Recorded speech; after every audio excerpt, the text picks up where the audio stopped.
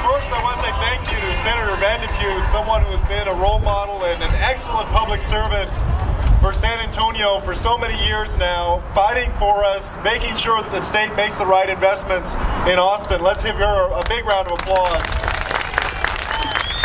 Thank you very much, Leticia. I also want to acknowledge my council colleagues who are here. They were named a little bit earlier. You know, no individual, as you all know, whether in family life, in business life, or in any other endeavor, can be successful unless they have great supporters and great folks to work with. And for me, that has been the San Antonio City Council. So let's really give them a round of applause for all of their efforts. They're doing a great job for San Antonio. Each and every city council member has the interest of San Antonio in his or her heart and puts the interests of our city first. And that's made it very easy for me to do my work as mayor. I also want to acknowledge all of the firefighters and police officers that we have here. I've enjoyed their support, but more importantly, I respect and honor what they do each and every day to keep us safe. So let's give them a big round of applause. I want to thank my family. I know, of course, the bearded one is here today. I don't think that it's ever been easier to tell us apart in our whole lives than it is now. So you guys better enjoy this. It's not going to last that long, I can promise you that. I also want to thank my mother and father who are here, my stepmother, and I especially want to thank Erica and Karina. Y'all will remember that a couple of years ago when I was running in 2009, Karina was born on March 14th, just about 2 months before the election. And so I'm so appreciative and just love so much Erica and what she's done for our family. I hope that y'all can give her a round of applause for everything that she's done.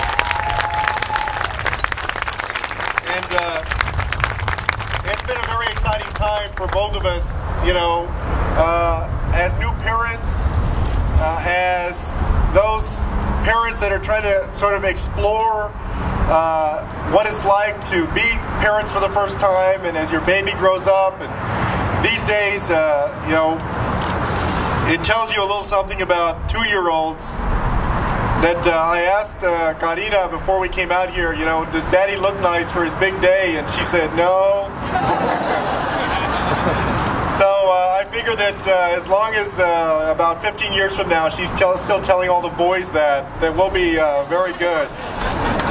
But you know, for Erica and I, for two of us that were born in this city and that grew up here, it's not only been an exciting time personally, it's also been an exciting time for our city. Just in the coming days, this next week, the Census Bureau is going to release its figures for Texas. And what it's going to say is that San Antonio is the fastest growing city in all of Texas these days. It's going to say that we're a city of about 1.4 million people, that we're a city that's economically vibrant, a city of tremendous promise, a city that looks like the Texas of tomorrow and the America of many decades from now. We really are a look at the future of our state and our nation. It's going to say that San Antonio is the place where people should look when they wonder what all of the demographic changes that the census will chronicle means to the city, to the nation in the future. San Antonio truly is a place that has been blessed through the hard work of many people over many generations with a humility and a sense of culture and of belief in the future, and I think that's the reason that we've grown so much over the years. For me, it's been quite an exciting 2 years. You can imagine that for somebody that grew up here on the west side, that growing up at least, never believed that I would be in this office, it's really been a thrill. It's had its ups and downs. I got to tell you, you know, a few weeks after I got elected, I had a meeting with a woman who gave me a prayer card for St. Thomas More. Those of y'all that know your saints, and you know, I don't profess to be one of them. I see Councilwoman Radel in the audience. I'm sure that she can give us a lesson on that. St. Thomas More was actually the patron saint of lawyers and of politicians. And I didn't even know that that existed, you know? Those two groups act so bad that you think they don't have anybody looking out for them in heaven. But she gave me this prayer card, and then before she left, she said, "Oh, you know, I hope you keep this, you know." And then she mentioned very casually, "Oh, well, he was beheaded." And that's actually true. And I thought, wow, what an auspicious start, huh? But, you know, the role of mayor is a point of being perched such that you get a great view on who we are as a community. You get a great view of where we're going as a city if we make the right choices, and where we might not go if we don't make the right choices. And I couldn't be more pleased that over the last 2 years, because of the hard work of you, because of the hard work of community associations, of businesses, of the city council and others, that we are going in the right direction in 2011. You know, I didn't always want to get into politics. Joaquin and I grew up with a mother and with a father that were very active, and as we grew up, my mother would drag us along to different events. She would take us to candidate rallies and to speeches. I'm sure there's some kids that are bored out of their mind right now down there. And when she wasn't doing that, she would take us to movies like Yentl and Places in the Heart, which made it even worse. And so growing up, I actually was very cynical about the ability of people in public office to make a difference in the lives of folks. In fact, it wasn't until I got away from San Antonio, when I got to college, that I noticed something. I noticed at Stanford how many more National Merit Scholars there were coming out of certain communities. I noticed how many more engineers and doctors and physicians there were around. I noticed the Mercedes and the Volvos and the Jaguars in the parking lots. I noticed the educational achievement was different. I noticed what opportunity could mean in America. And I also noticed how few San Antonians there were there. And that the San Antonians who were there, almost none of them figured on coming back to San Antonio. And so, about 15 years ago, I thought for the first time about running for office. And my life in public service since that time has been about combining the best of what I saw there, the opportunity to pursue the American dream and reach it, with the best of what I grew up with here. A community of enormous character and culture and humility and work ethic. A place that is willing to roll up its sleeves to get things done. And that's why I'm so proud that we're here today at Cafe College. Because it's places like this, when you match them with the dreams of these young people, that are going to make sure that San Antonio continues to be the great promise of America in the 21st century. And during this first term, we've had the opportunity to continue to make progress on education by creating Cafe College, by not accepting the idea that our urban school districts should have lower standards or lower educational achievement levels than any other school districts in our city or the state, by pushing forward the agenda of economic development, making sure that the realities of 2011, that San Antonio is a city of 1.4 million people with more than 100,000 folks enrolled in college or graduate school, that reality is reflected in our economic development policy. We've changed our model of economic development, and that has borne great fruit. InCube Labs and Petco, and before that, Medtronic. Due to the hard work of many people.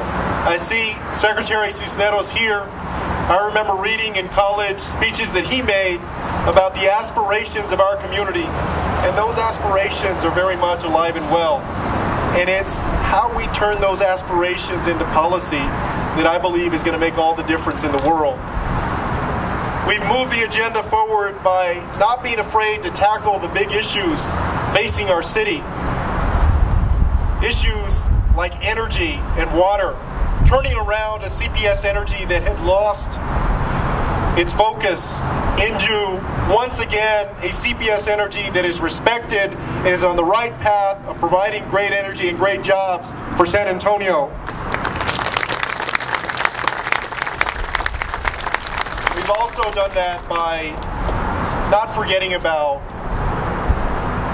even the poorest neighborhoods in our city, by focusing attention on the east side, some of our most neglected neighborhoods, by championing our urban core, saying that San Antonio can find the path to greatness, not by forgetting about its oldest parts, but by infusing them with more investment, more infrastructure enhancements, more housing, more jobs, more excitement, more arts, more culture, more vibrancy that can make the difference between 20 years from now, whether this place still feels like a community or whether it feels like a place that's spread out, disassociated.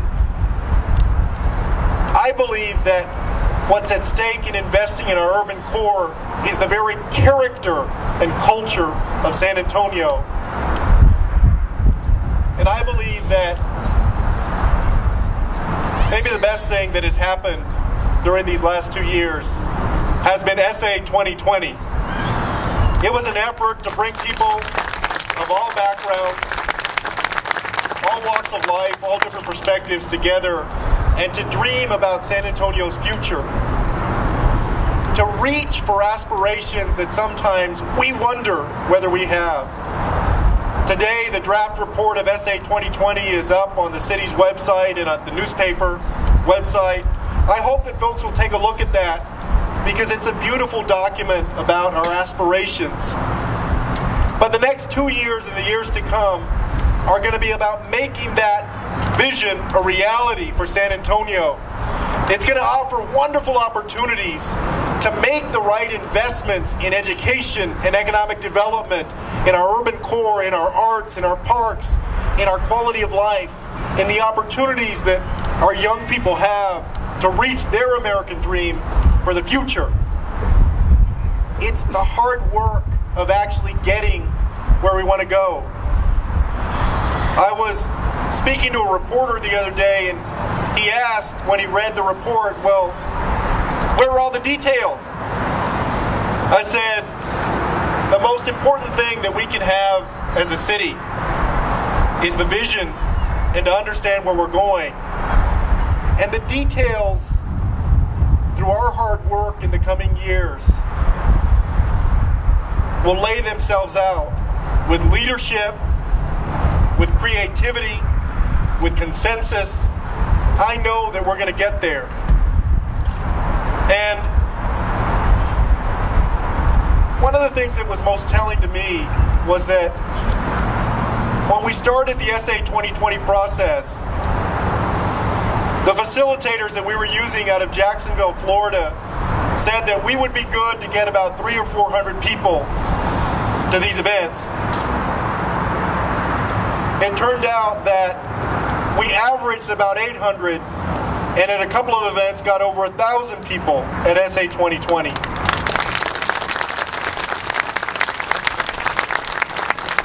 And so it was that you can read on the final report draft, the facilitators said that the enthusiasm and community spirit of the citizens of San Antonio was extraordinary, and levels of participation eclipsed anything we have seen in 35 years of facilitating such work. That's San Antonio. That's the way that we come together as a community. That's who we are as a people. That's what makes all of us come to a political rally, or show up at a neighborhood association, or volunteer for a mentoring program. That's what's going to ensure that we're a successful city in the years to come. And I want you to know that you have a mayor that wakes up every single morning thinking about how he can make San Antonio better with you. A mayor that every single time he doesn't see San Antonio pop up on Good Morning America's weather map, or every time he reads one more of those lists that doesn't have San Antonio on it, or one of the bad lists that does, that I feel it in my gut and I get competitive and I want our city to be the greatest city in the United States and all over the world. And I pledge to you, if you'll have me as your mayor over the next 2 years, that I'll continue to get up in the morning and work hard for you and for your family to ensure that we get to where we want to go. You know, Erica mentioned our first date. I wonder if she remembers that it was on May 26, 1999. We went to meet Gira, and Erica didn't really order any food. I thought that she was trying to leave early. I told her, as she said, that I wanted to be mayor one day, and I probably sounded so arrogant. I'm surprised that she said yes to a second date, but very happy that she did. That my confidence back then was the confidence of a 24-year-old who had been blessed with enormous opportunity to grow up and go to our public schools and then go on to 2 great universities. And when we think about 24 years old these days, I think about Karina at that age, like I'm sure you think about your own children and your grandchildren. And I think about the young people who gave testimonials today. And I don't know exactly where they'll be in 12 years or 15 years or 20 years down the road. But I do know this, that together, if we resolve to ensure that they can live out their American dream by not being afraid to tackle the big issues of education, of job creation, of others, if we don't shrink from that, if we're willing to take political risks and to be bold and to let the divisions of the past crumble in front of us, if we're willing to dream big for our city and then go out and spend the long hours that are necessary to actually accomplish that, I know that the opportunity that I've been blessed with and the opportunity that I know many folks in this crowd have been blessed with, that's the opportunity that will define the San Antonio of 2020 and 2030 and 2040 and 2050 and 2060 and so on. Let's go make that a reality. Thank you.